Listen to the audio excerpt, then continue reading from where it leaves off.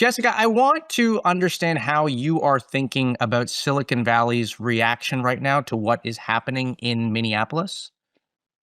Akasha, and obviously the events of what's happening are horrific. So I'm going to comment on what I comment on, which is how tech leaders are reacting and what it means for their businesses.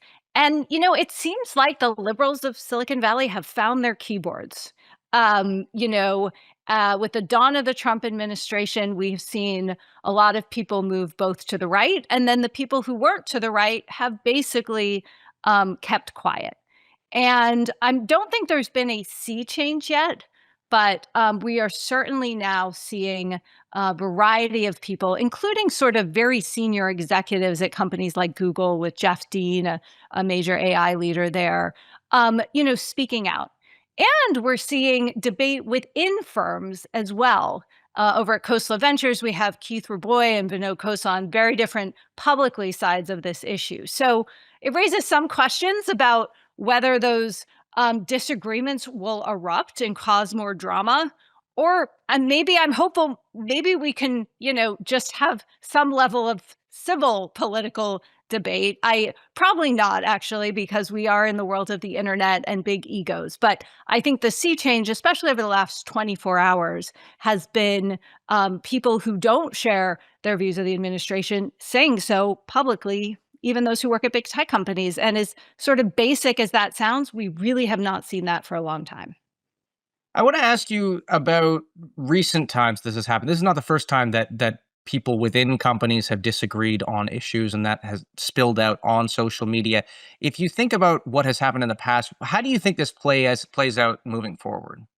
It's early to tell, Akash, and obviously this is on the heels of tech CEOs, attending the Melania documentary premiere or screener or whatever it was, right? So I think the macro trend, certainly in the technology industry and business, I just got back from Davos where we saw the same thing, is businesses sort of very much wanting to appear in lockstep with the administration. So I think that is still the big trend. Now, but if we start to see more individuals speak out, and, there are reports this morning that Sam Altman has said that ICE, in internal communications at OpenAI, said ICE has gone too far, right? If we start to see leaders saying that, it's going to be really interesting just to navigate internally the mood inside these companies. There have been many moments, intense political moments, where corporate America has had to kind of set a tone. And in tech, the tone has been, we're not political entities.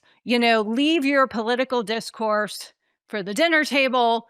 Come here and do your job. That's what tech companies have been trying to set the tone, but obviously that is very difficult in these really challenging times. So I think it kind of portends a lot more in turmoil internally, more calls from employees that question doing business with departments of the government, which we've already seen. We've seen those in the Valley time and time before, but I think we're due for another wave of those as well. And then, just to finish us off here, I mean, if you think about the connections between Silicon Valley and then the government specifically, and then, as you mentioned, the turmoil that this could cause internally with employees, what are the possible business implications of all this, do you think? Well, one thing, I guess, the questions of contracts. I mean, personally, I don't see these large tech companies pulling away from doing business with the United States government. We are in a, I guess, choice of words, but we are in a battle to, and all these companies to get their AI, their software, their technology into governments. And I just don't see that changing.